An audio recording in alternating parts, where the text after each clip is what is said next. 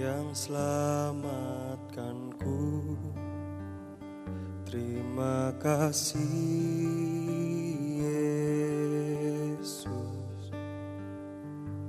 Kau Tuhan yang pulihkanku. Terima kasih.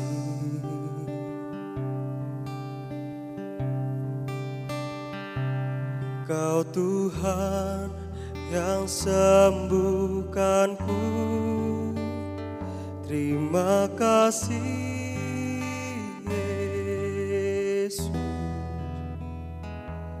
Kau Tuhan memberkatiku. Terima kasih.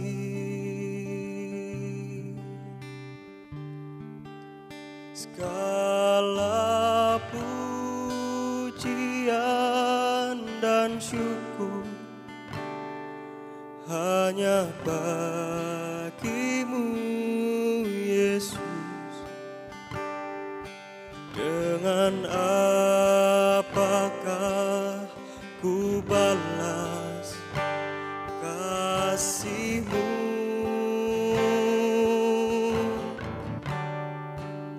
Segala hormat kemuliaan hanya layak bagimu. Ku sembah Yesus seumur hidupku.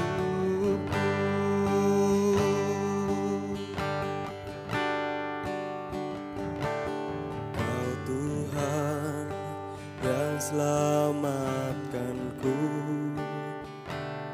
Terima kasih Yesus, Kau Tuhan yang pulihkanku. Terima kasih.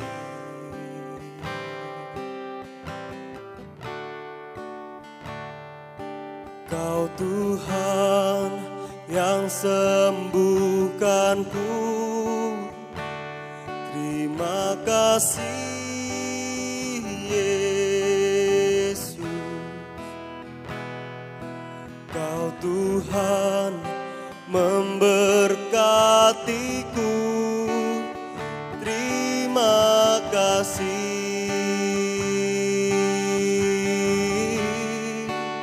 Segala pujian dan syukur hanya bagimu Yesus. Dengan apakah ku balas kasih-Mu?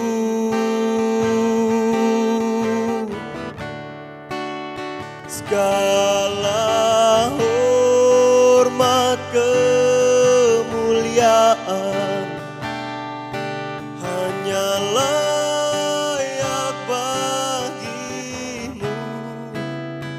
Ku sembah Yesus seumur hidupku.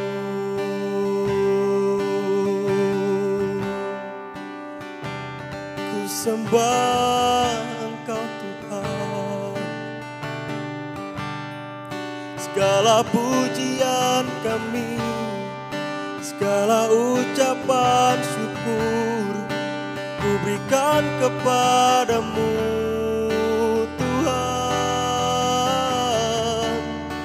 Hanya Kau yang layak disembah, Kau yang layak ditinggikan Tuhan.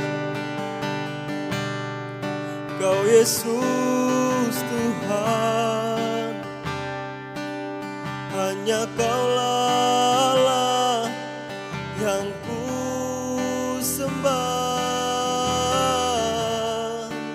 Haleluya,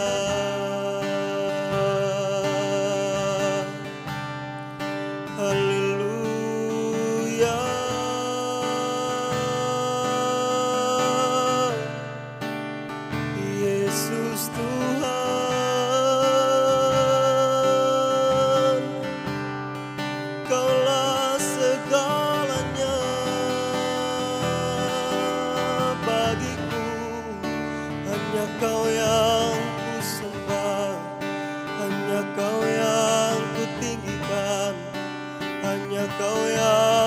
percaya hanya Yesus,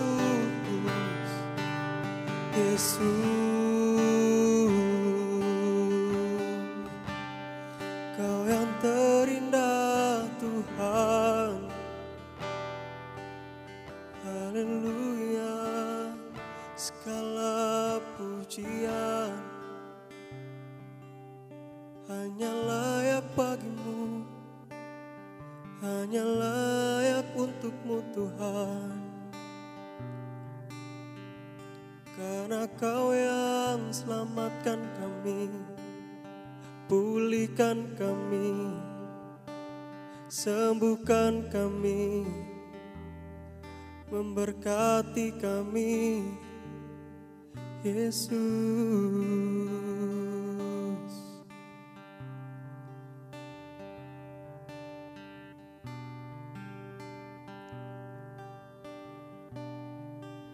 Segala pujian dan syukur hanya bagimu, Yesus. Dengan apakah ku balas kasih-Mu?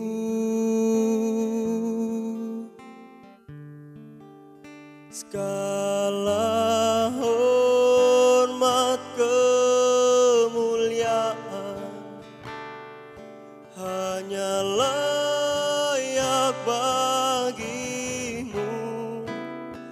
Ku sembah Yesus seumur hidupku.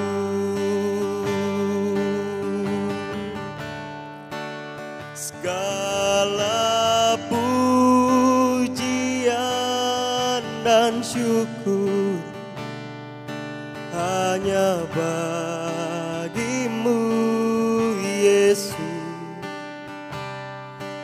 Dengan apakah ku balas kasih-Mu?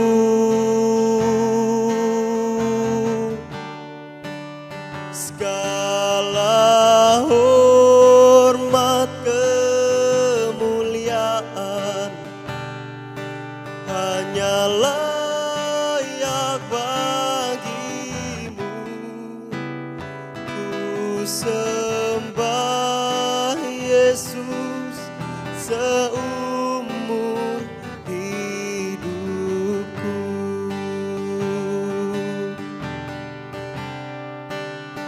Ku sembah Yesus seumur hidupku.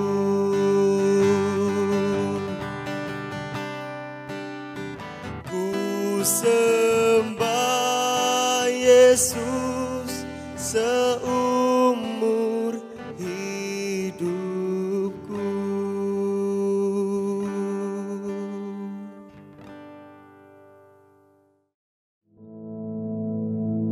Our Father, which art in heaven, hallowed be thy name. Thy kingdom come, thy will be done in earth as it is in heaven. Give us this day our daily bread, and forgive us our debts, as we forgive our debtors. And lead us not into temptation, but deliver us from evil. For thine is the kingdom, and the power, and the glory, forever. Amen.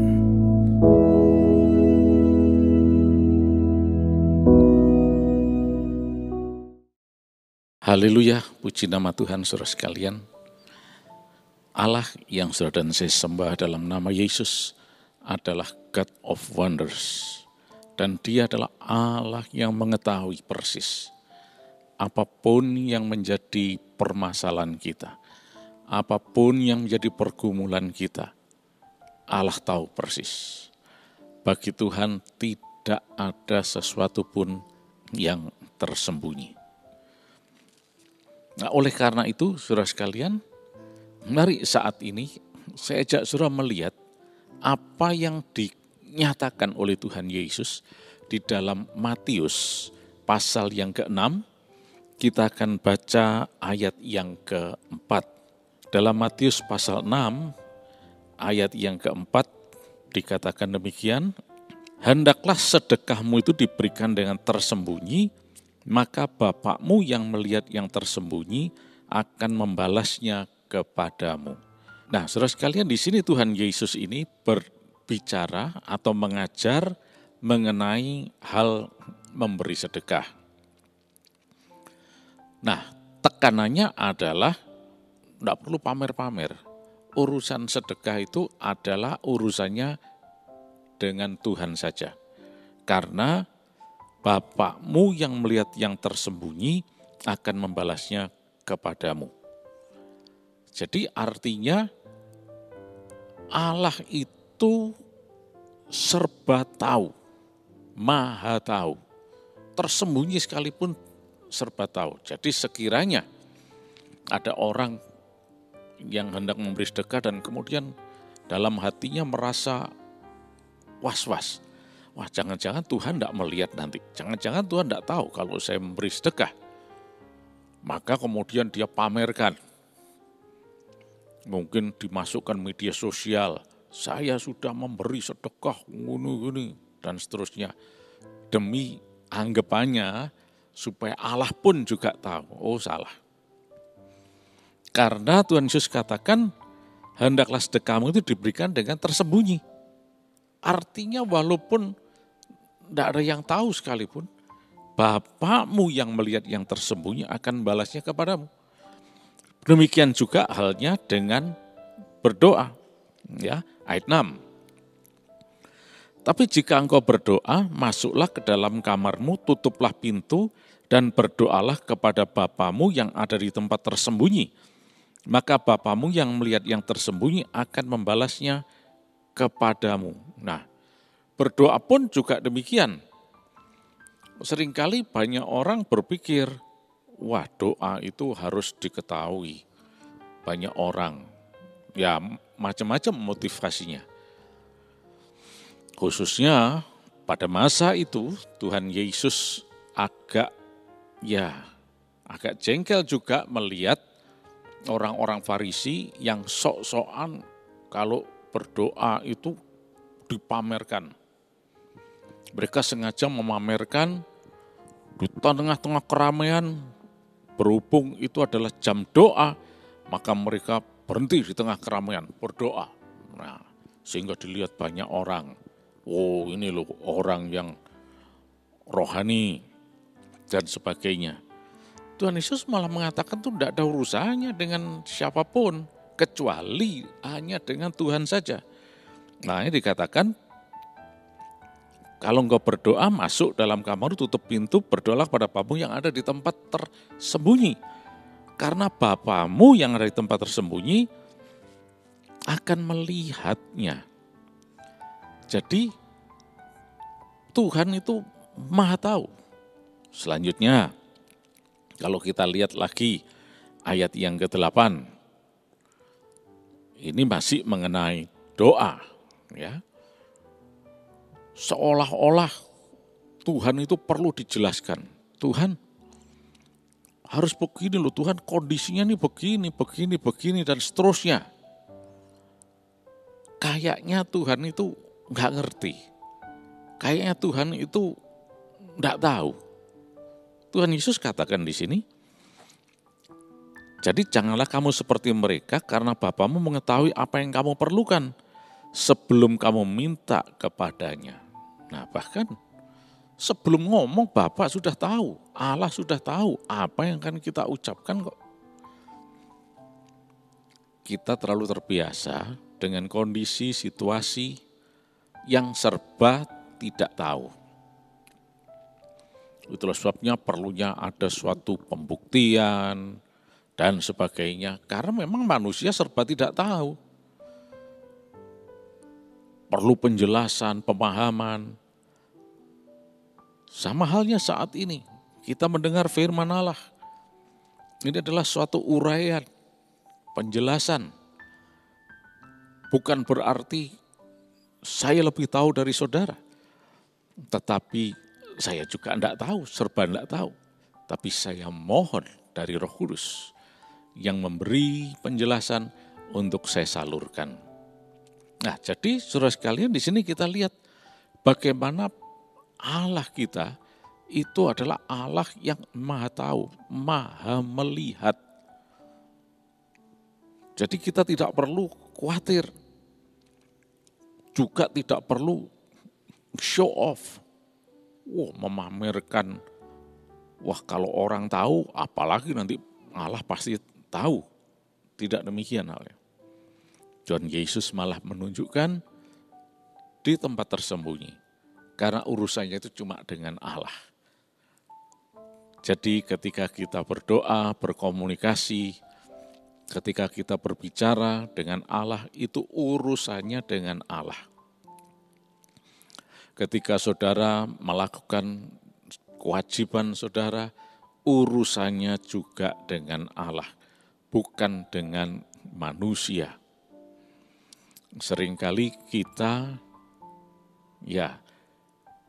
terkecoh dengan mengatakan, dengan berpikir bahwa saya harus begini supaya orang lain melihat saya. Enggak ada gunanya. Karena selalu ada dua kemungkinan. Orang itu melihat atau tidak melihat. Banyak orang, suatu contoh misalnya, kita coba menunjukkan bagaimana kehidupan kita ini betul-betul rohani. Kita poles dengan berbagai macam aksesoris, mungkin pakaian atau busana yang menunjukkan kerohanian, bukan busana yang menunjukkan keduniawian, tapi busana yang menunjukkan, saya ini rohani. Orang bisa melihat. Belum tentu juga orang melihat ataupun juga tidak melihat. Ataupun melihat sambil lalu saja. Karena apa? Urusan kita itu bukan dengan manusia, tapi dengan Tuhan. Walaupun katakanlah orang melihat, kita ini suka doa. Kalau berdoa sengaja di tempat-tempat yang orang lalu lalang, lihat, lagi doa itu, rajin doa, dan sebagainya. Tidak ada faedahnya. Coba lihat, orang cuma melihat aja, lagi doa, ya sudah. Paling-paling saja, tidak ada manfaatnya. Karena urusannya bukan dengan manusia, urusannya itu dengan Allah sendiri. Nah, kalau kita berurusan dengan Allah, maka dikatakan Allah yang ada di tempat tersembunyi tadi akan membalasnya kepadamu. Nah, jadi ketika kita melakukan kewajiban kita, melakukan aktivitas kita, baik itu bersedekah, memberi, berdoa kepada Tuhan, urusannya dengan Tuhan, bukan dengan manusia. Nah, seringkali banyak orang, kalau saya berdoa harus satu doa yang maha indah. Kalimatnya diatur dengan baik, intonasinya, aksen-aksennya diatur dengan baik, supaya orang mendengarnya itu, nyaman. Ini doa pada manusia atau kepada Tuhan? Kalau kita berdoa kepada Tuhan, tidak ada urusannya dengan manusia. Kita cuma misalnya di hadapan jemaat Tuhan, kita berdoa bersama-sama, itu bersatu hati. Ayo kita berdoa, kita yang mewakili, berkomunikasi dengan Tuhan. Cuma itu aja. Tapi urusannya itu dengan Tuhan, bukan dengan manusia. Supaya doa saya bagus, saya tulis dulu. Kemudian diedit, kalimatnya dicek dan sebagainya. Jadi nanti ketika berdoa ya, kemudian dibaca, Tuhan ini doa kami Tuhan. Loh ngapain kalau sudah ada teksnya kita perlu baca? Langsung saja tunjukkan kepada Tuhan. Tuhan ini loh doanya, engkau baca sendiri deh Tuhan. Ya. Jadi saudara sekalian kita harus mengerti dalam hal ini bahwa Bapa itu serba tahu, maha tahu. Tersembunyi sekalipun dia tahu dan tidak akan ada yang tersembunyi di hadapannya. Ini dalam mengenai doa. Satu lagi, kalau kita lihat dalam ayat yang ke-18 ya, itu mengenai puasa. Tuhan Yesus juga mengatakan begini, supaya jangan dilihat oleh orang bahwa engkau sedang berpuasa, melainkan hanya oleh Bapamu yang ada di tempat tersembunyi. Maka Bapamu yang melihat yang tersembunyi akan membalasnya kepadamu. Nah, di sini kita lihat dengan jelas sekali bahwa Tuhan itu maha tahu. Baik kita memberi, melakukan kewajiban kita, berdoa, berpuasa, urusannya itu dengan Tuhan, bukan dengan manusia, bukan untuk dilihat oleh manusia. Oh, tapi kalau enggak gitu nanti saya dicela. Enggak pernah puasa, enggak pernah doa, enggak pernah memberi, bersedekah dan seterusnya. Enggak ada urusan. Yang tahu itu Tuhan. Sebab yang penting adalah mari kita lakukan kewajiban kita sebagaimana mestinya sesuai dengan firman Allah di hadapan Tuhan yang berkenan kepada Tuhan, maka Tuhan akan dikatakan membalasnya kepada kita, memberikan reward kepada kita. Jangan kita cari reward dari manusia. Nah, jadi saudara sekalian jelas sekali kita tahu bahwa Allah itu maha tahu. Sampai tersembunyi sekalipun dia tahu. Nah, sekarang keadaan kita, kondisi kita, Allah juga tahu. Enggak perlu khawatir. Sakit, penyakit kita, kesulitan kita, apapun Allah itu tahu. Dan Allah itu maha sanggup untuk melakukannya. Oleh karena itu kita tidak usah khawatir, tidak perlu takut. Karena dia itu maha tahu. Nah, di dalam perjanjian lama, hal mengenai Allah maha tahu dan Allah maha melihat itu diungkapkan dalam sebuah contoh yang dicatat dalam Kejadian. Coba kita lihat Kejadian pasal yang ke-16. Kalau sudah baca mulai dari ayat yang pertama, ya kita enggak sempat untuk membaca semuanya. Diceritakan di sana ada seorang yang bernama Hagar. Hagar ini adalah pembantunya Sarah istri Abraham. Nah, karena Sarah mandul, enggak punya anak, maka dia berinisiatif untuk memberikan Hagar ini kepada Abraham menjadi istri berikutnya supaya bisa memberikan anak. Dan ternyata betul, Hagar akhirnya bisa mempunyai anak. Nah, tetapi rupanya sesuatu terjadi. Setelah Hagar punya anak, dia merasa, wah, saya tentunya lebih istimewa dong, karena saya bisa memberi anak kepada Abraham yang jadi suaminya kemudian. Nah, ini tidak menyenangkan bagi Sarah. Dan Hagar ini ditindas sampai akhirnya singkatnya, Hagar tidak tahan, lalu dia minggat dari rumahnya. Dia pergi. Nah, apa yang terjadi? Dalam ayat 13 dicatat, Kemudian Hagar menamakan Tuhan yang telah berfirman kepadanya itu dengan sebutan Engkaulah El Roy.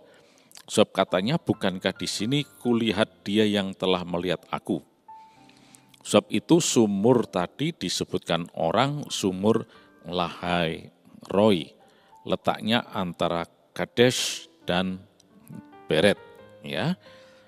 Nah, jadi Hagar lari, kemudian di dalam ayat yang ke-11 dikatakan, selanjutnya kata malaikat Tuhan itu kepadanya, engkau akan mengandung dan melahirkan seorang anak laki-laki dan akan menamainya Ismail.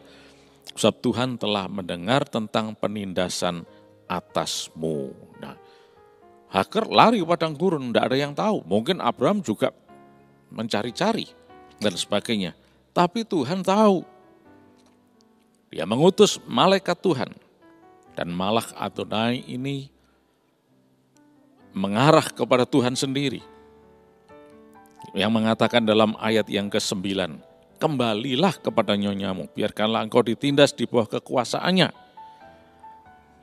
Dan ayat 10 kita baca tadi, lagi pula kata malaikat Tuhan kepadanya, aku akan membuat sangat banyak keturunanmu, sehingga tidak dapat dihitung karena banyaknya. Tuhan Maha tahu.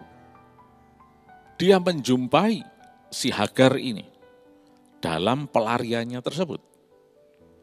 Mungkin orang lain tidak tahu atau belum tahu, sedang mencari-cari. Karena itu padang gurun yang luas. Tapi Tuhan tahu. Tuhan langsung menjumpai Hagar di situ dan menyampaikan petunjuk-petunjuknya. Akhirnya Hagar menyadari itu dan di dalam ayat 13 tadi dikatakan, engkaulah El Roy. Roy itu dari akar kata ra'a yang berarti melihat, itu aku, melihat aku.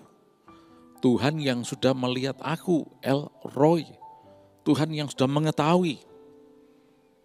Kondisi apapun Tuhan tahu. Nah, bahkan kemudian sumur yang ada di situ diberi nama Lahai Roy, ya, dari El Roy tadi. Nah, jadi saudara kita lihat di sini bahwa apapun kondisi kita, situasi kita, Tuhan itu tahu. Sebagaimana tadi Hagar lari, tidak ada yang tahu.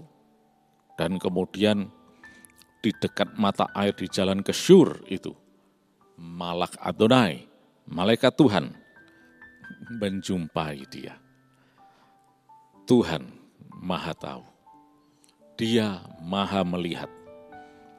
Oleh karena itu saat ini mari kita benar-benar memahami hal ini dengan baik. Bahwa ada Tuhan yang selalu melihat dan mengetahui kita. Sehingga kita tidak perlu khawatir akan apapun. Datang kepada Tuhan, dengan iman percaya Tuhan, aku tahu Engkau betul-betul melihat kondisi keadaanku ini. Engkau tahu aku butuh pertolongan-Mu. Aku percaya Tuhan. Engkau Allah penyembuh, Adonai Rove. Engkau Allah yang mencukupi, Adonai Yireh. Engkau adalah El Roy, Allah yang melihat. Tuhan tahu persis apa sebetulnya yang terjadi. Mungkin secara medis dikatakan, wah ini kondisi tubuhnya tidak baik ini. Organ dalamnya tidak berfungsi baik. Tuhan tahu persis mana yang tidak berfungsi baik. Ginjalnya kah, livernya kah, jantungnya kah, atau apanya. Yang kadang-kadang ahlinya sulit untuk bisa mengetahui. Sekalipun tahu, akhirnya mereka mengatakan, ya tidak ada jalan lain. Kecuali ini, itu, dan sebagainya. Wah kalau ginjalnya seperti ini, wah cuci darah. Tapi Tuhan itu Maha tahu, Tuhan Maha melihat. Kalau kita percaya kepada Dia, Tuhan sanggup memberikan bahkan ginjal yang baru, liver yang baru, jantung yang baru.